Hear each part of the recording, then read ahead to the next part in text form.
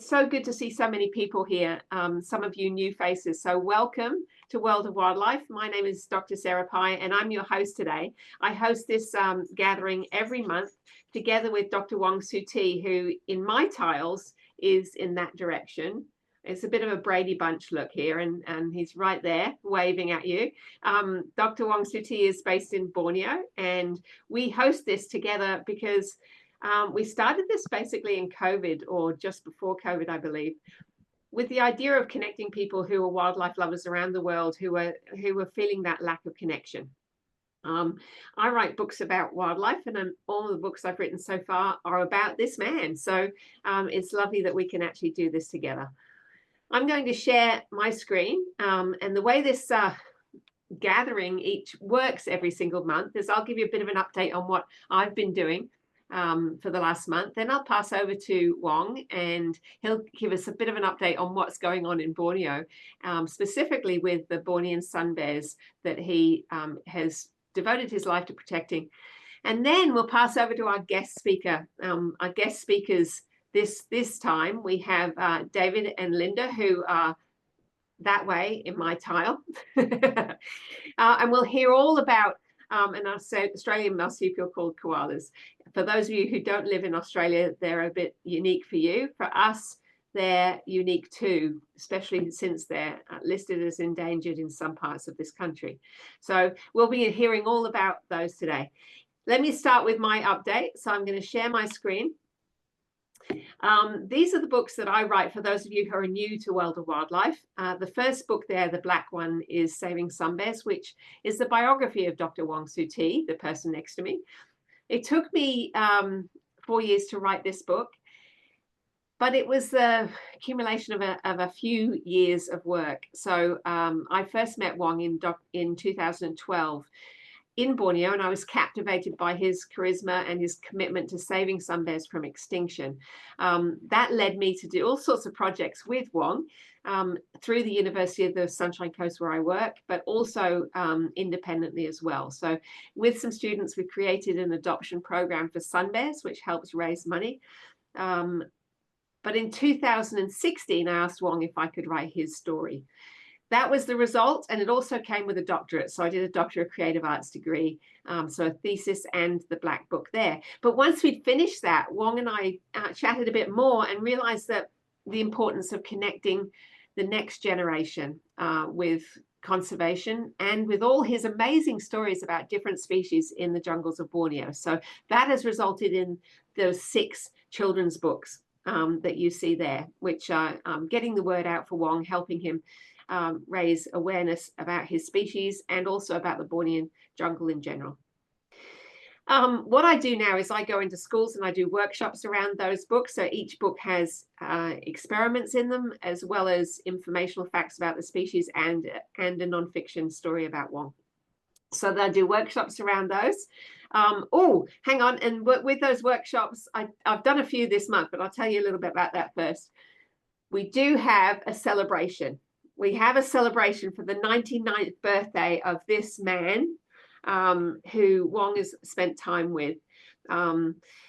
David Attenborough is, when I was interviewing people for Wong's book, I interviewed about 45 people. And one of the questions I asked most of them was, what got you into conservation and wildlife? And almost every single one of them said it was this man.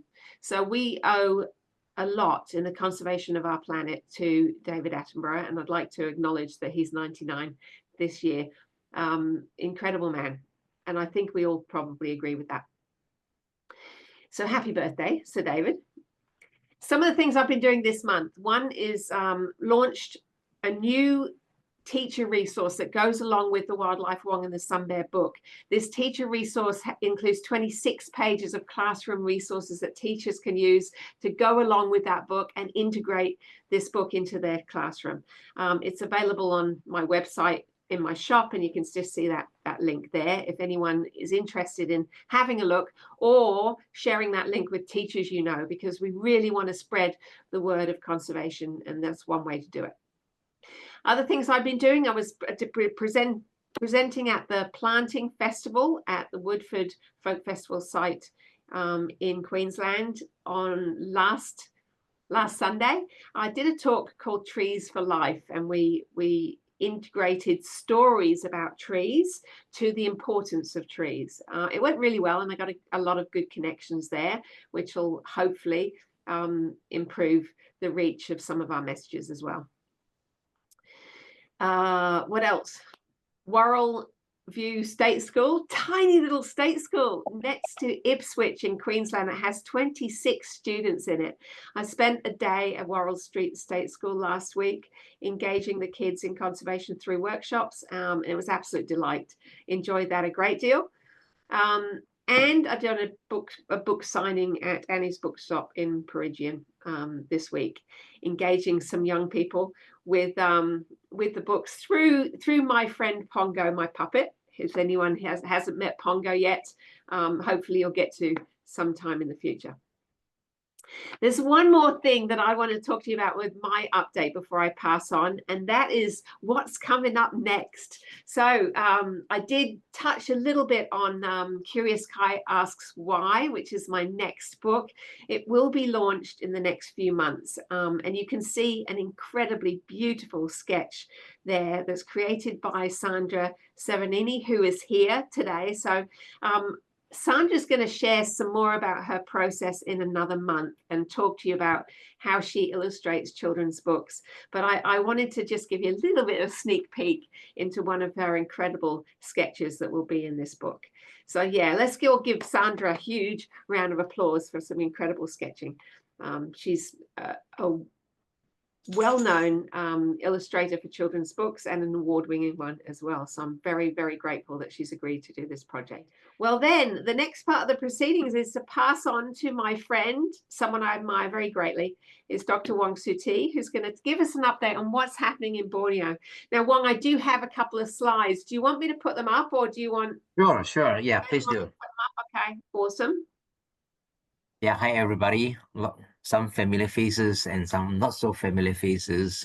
Good to see you all. I am at my conservation center now today.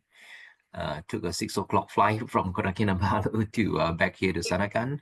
Okay, about this. Okay, good. So a little update about what's going on for the last month or so.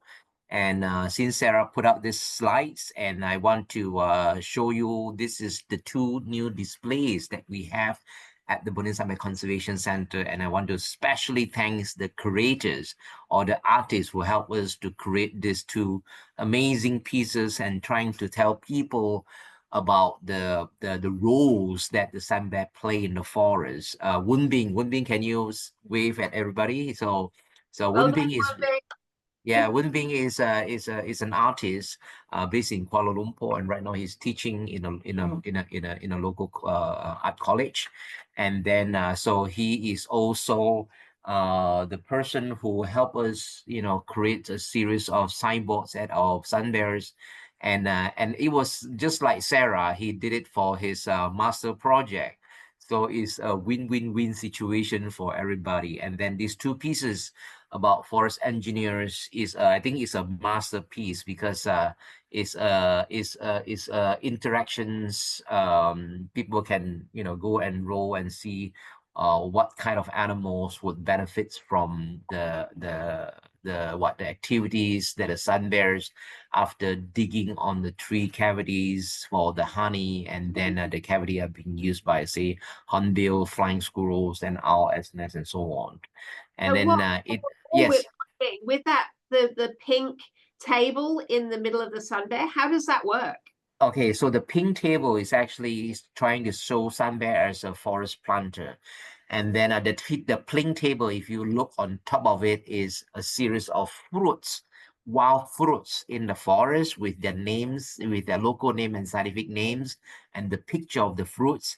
And it shows that even animals, or if the bears, after the bears eating the fruits, and the fruit will go into the stomach, past the digestive tracts, and then few hours later come in their poo, and that process is called seed dispersal.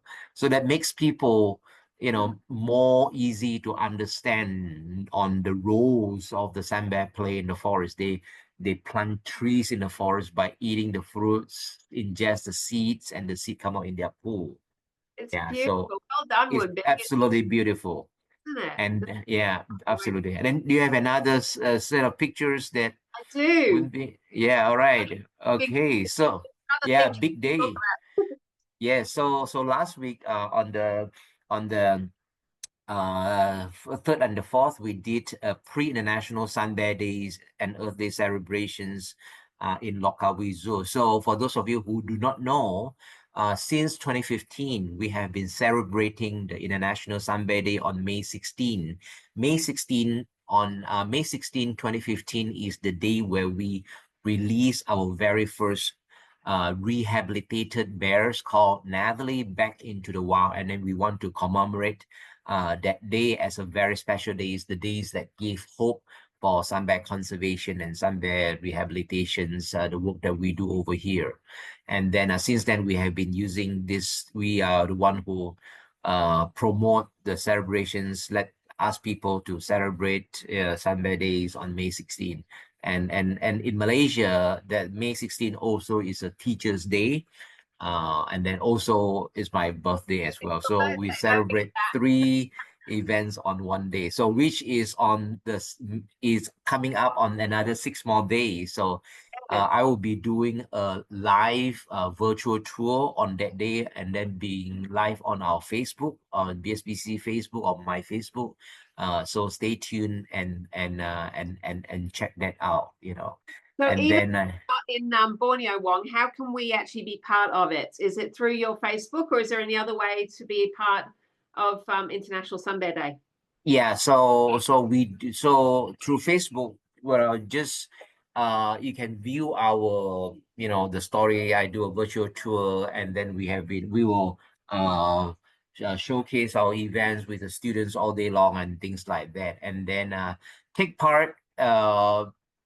Not sure how you can take part, and other than comment and ask questions, and try to be interactive, and I try to answer the questions from the audience as much as I can.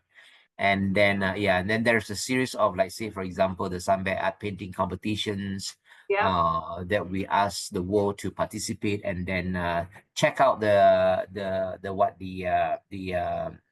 poster and how you can do it, and then So so things like that. Yeah, will be part of the Sun Bear art painting contest.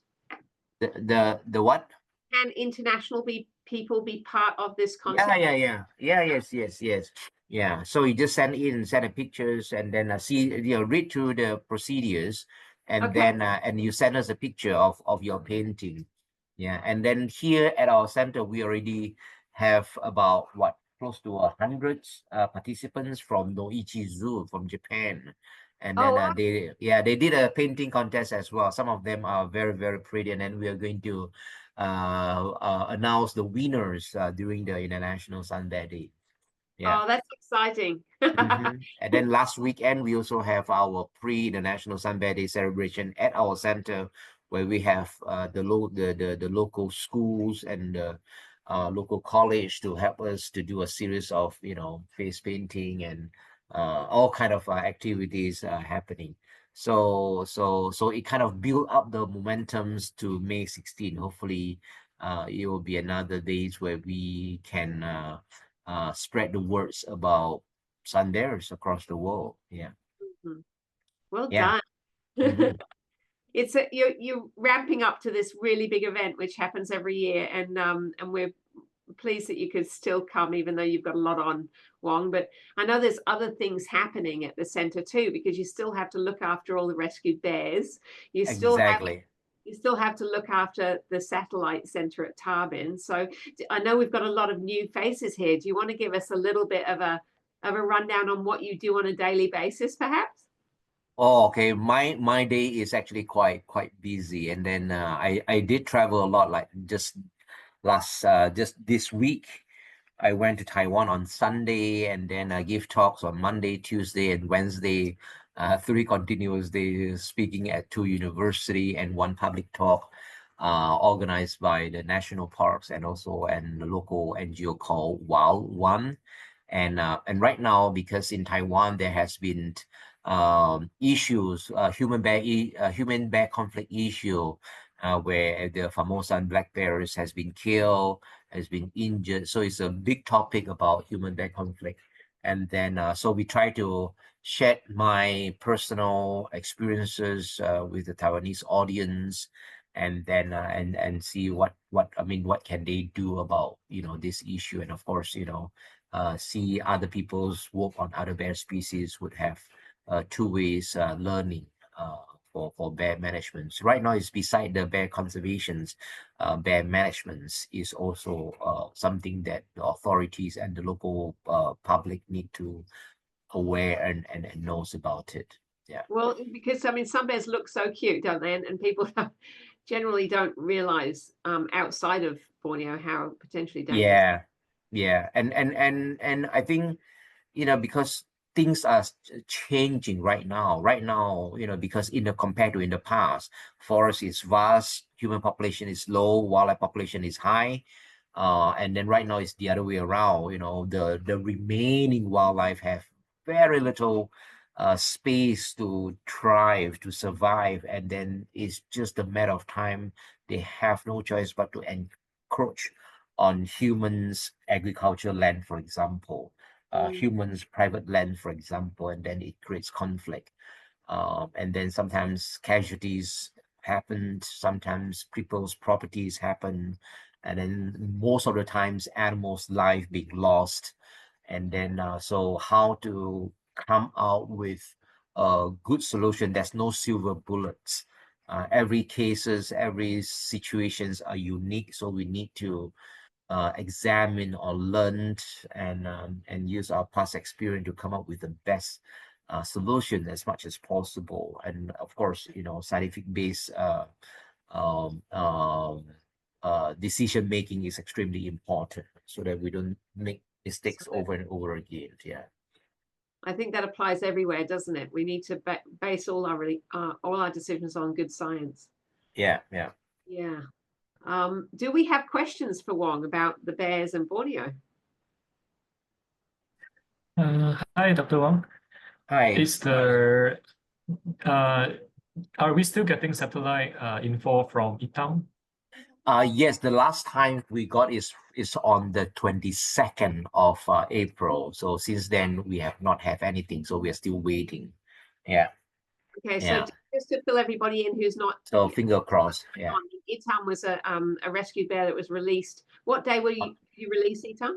10th of March. Yeah. So it Uh-huh. was 2 months ago, exactly 2 months ago. Months ago, Yeah. but the satellite collar has stopped giving you data. Well, the last, because the caller did not send us the signal every day. I mean, it's accumulate and then send a bunch of call signal and so on. Yeah. Yeah. So the Yeah. last time was when? 22nd of April. Yeah. Okay. Okay. Yeah. All right. Well, fingers crossed it'll send. For Yeah. those who don't know, that it's kind of difficult for satellite collars to actually send data because the rainforest is so dense. Yeah, the terrain and things like that. There's all kind of possibilities. Yeah. Really interesting. That was a good question there, Wenbing. Well done. Any others? Yeah, and thanks again, Wenbing. So over the last month or so, Wenbing and I also work really hard on designing, new signboards that to be set up here. So Wenbing's put a lot of hard work on creating all these wonderful, amazing signboards. Yeah. We've got some new ones coming then. Yeah. Oh, fabulous. Yeah. Okay, no question. Good. I may need to leave slightly early if you see me disappearing, meaning that I got something, today is very busy day for me. So I In the lead up. apologize if I cannot stay on until the end. Yeah. That's okay. Thank you for being here for at least part of it. Well, really appreciate it.